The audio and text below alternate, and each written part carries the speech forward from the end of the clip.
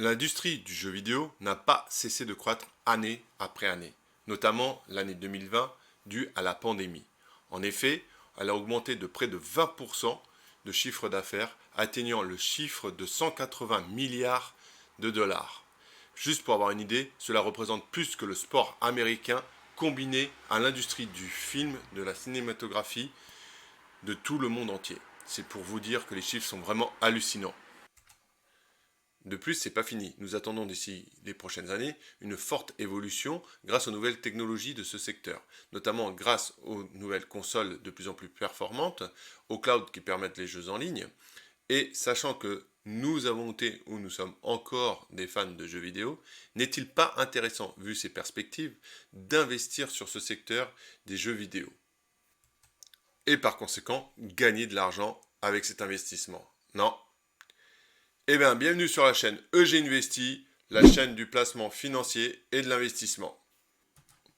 Dans la vidéo d'aujourd'hui, nous allons donc voir comment il est possible d'investir dans les jeux vidéo et de profiter de cette belle progression et de cet investissement financier qui nous tend les bras. Pour cela, on va faire le point sur le secteur des jeux vidéo. Dans un deuxième temps, nous verrons quelles sont les entreprises leaders sur ce marché. Puis enfin, troisièmement, nous allons voir comment investir, comment le faire sur ce marché des jeux vidéo en pleine progression. Donc, vous aurez compris le thème de cette vidéo, comment investir dans un secteur, donc celui des jeux vidéo qui pèse à lui tout seul plusieurs milliards de dollars. Installe-toi bien au fond de ton siège, on y va après le jingle.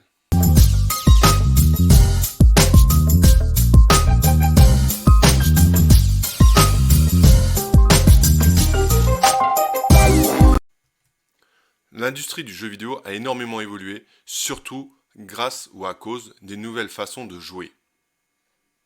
En effet, avant, les entreprises de ce secteur se contentaient de vendre des jeux vidéo, de faire et de vendre des jeux vidéo et de fabriquer des consoles. Ces jeux étaient donc contenus soit dans des cartouches qu'on mettait sur les consoles mobiles, vous voyez ce que je veux dire, ou sur des CD qu'on mettait dans les consoles ou sur les ordinateurs. Mais maintenant, tout a changé. On peut acheter des jeux sur des plateformes en ligne. Il existe des jeux pour nos téléphones portables qui se transforment eux-mêmes en consoles de jeux portatives. Après, nous avons différents modèles de business pour l'investissement dans ces jeux qui représentent des jeux où une partie est gratuite et après, pour continuer l'aventure sur ce jeu, il faut payer un abonnement. Ou bien encore des jeux qui se jouent en réseau ou encore avec des services. Et puis enfin, un autre modèle de business plan pour le financement de ces jeux, c'est des jeux en ligne où il faut directement payer un abonnement mensuel ou annuel pour pouvoir y jouer.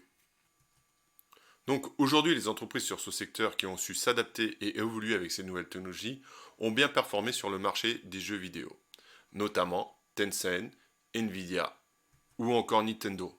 Mais il s'agit là de quelques entreprises uniquement. Il y en a plein d'autres, mais là je vous ai cité les leaders de ce marché. Ce qu'il faut bien avoir en tête, c'est que dans ce même secteur, il y a différentes activités. Il y a ceux qui commercialisent les jeux, et ceux qui les développent, et ceux qui les mettent en ligne. On va voir tout ça. En effet, une des activités les plus importantes dans ce secteur, ce sont les propres entreprises qui dessinent et développent leurs propres jeux. Et donc là, on trouve des entreprises comme Tencent qui sont propriétaires de jeux très populaires comme Valorant ou Valorant, tout dépend de l'anglais qu'on a, ou encore de League of Legends. Ils ont également acheté Rio Game Activision Blizzard, qui possède de très nombreux jeux tels que Warcraft, Call of Duty, Diablo, Candy Crush. Ils possèdent également la licence de jeu Electronic Arts, qui compte parmi les titres Battlefield, Sims 4, FIFA, F1 ou encore Need for Speed, entre autres. Et comment ne pas parler de Nintendo, la marque mondialement connue, qui en plus de développer ces jeux super connus comme Mario Bros, Zelda ou encore Battlefield, développe également ses propres consoles depuis de nombreuses années. Après, il existe des jeux de e-sport.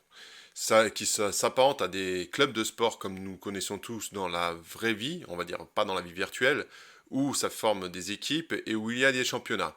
À la différence que là, les joueurs ne tirent pas au ballon au but ou n'essayent pas de faire des paniers au basket, mais ce sont des joueurs qui jouent aux jeux vidéo. Et enfin, nous avons le troisième type d'entreprise qui bénéficie de cette envolée, de cet engouement des jeux vidéo.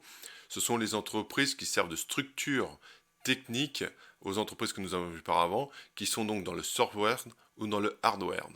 Nous avons là des entreprises, par exemple Nvidia, est donc le parfait exemple de ce style de compagnie. C'est une entreprise qui propose des cartes graphiques pour le développement des jeux vidéo, mais pas seulement. Aussi, elle développe une palanquée d'outils pour les développeurs de ces jeux vidéo, et cela fait monter, et tout le monde utilise ce produit. Donc on peut voir sur le graphe d'Nvidia précédemment vu, que l'action monte fortement. On peut aussi citer AMD qui produit des processeurs pour développer la puissance de jeu, et ses propres cartes de graphiques pour pouvoir jouer à ces 10 jeux. Après, on trouve également des entreprises qui servent de support technique, mais qui ne sont pas dans le hardware ou dans le software.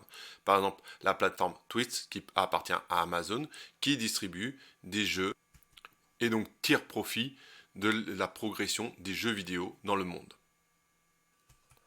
Après, on trouve également une entreprise qui est une plateforme Skills qui propose et qui permet aux différents joueurs sur les téléphones portables, que ce soit sous iOS ou Android, de pouvoir jouer ensemble les uns contre les autres. Bon, ok, vous allez me dire que tout ça c'est très bien. Mais comment fait-on pour investir dans cette industrie, sur ce secteur qui brasse des milliards de dollars? Comment fait-on pour connaître les entreprises qui sont leaders sur ce marché et ainsi profiter de leur évolution, de leur progression et de leur surtout rentabilité qu'elles peuvent nous proposer? Eh bien, c'est très facile, c'est ce qu'on va voir de suite. Eh bien, la première façon qui nous vient de suite à l'esprit, c'est de tout simplement chercher sur notre broker de confiance, chercher les entreprises leaders sur ce marché et d'investir en elles, en regardant leur code, en tapant et en achetant tout simplement leurs actions. Bien sûr, si tu fais ça, il te faudra faire avant une analyse et être sûr de bien connaître l'entreprise dans laquelle tu vas investir. Ça va te prendre beaucoup de temps. Et est-ce que c'est forcément rentable et est-ce que c'est sûr comme investissement? Telle est la question. Après, c'est un peu facile pour vous qui me suivez et qui êtes abonnés à ma chaîne. Et pour ceux qui ne le sont pas, abonnez-vous. Donc, quelle façon serait la plus facile d'investir sur le secteur des jeux vidéo? Les ETF, vous saviez déjà la réponse, bien sûr. Effectivement, nous, on investit sur un seul produit qui, lui, investit sur plusieurs entreprises qui est rentable, profitable sur ce secteur. Donc, en faisant ça, on diversifie les entreprises et donc le risque. Donc, tout ça n'est que bénéfice pour nous.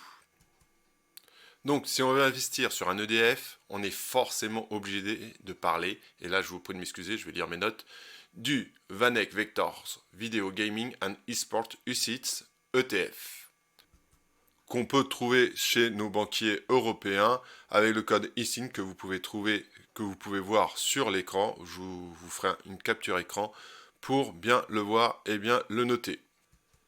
Cet ETF est un des plus populaires pour investir dans le secteur des jeux vidéo. Il permet une offre et une exposition à l'ensemble des entreprises qui ont rapport avec les jeux vidéo dans le monde entier. Et dans les trois types d'activités que nous avons vus précédemment, c'est-à-dire le développement de jeux et puis la commercialisation, les plateformes et les entreprises ayant la structure technique comme les hardware, software. Donc cet ETF possède dans son portefeuille, 26 entreprises. Et nous pouvons voir que notamment les trois plus grosses que nous avons mentionnées tout à l'heure, Nvidia, AMD et Tencent. Ces trois entreprises étant les plus grosses dans ce portefeuille. Les deux premières qui sont Nvidia et AMD sont donc des entreprises de support technique faisant des cartes graphiques ou des processeurs. La troisième est donc Tencent Holding qui, eux, vendent leurs jeux, comme Nintendo ou Activision Blizzard.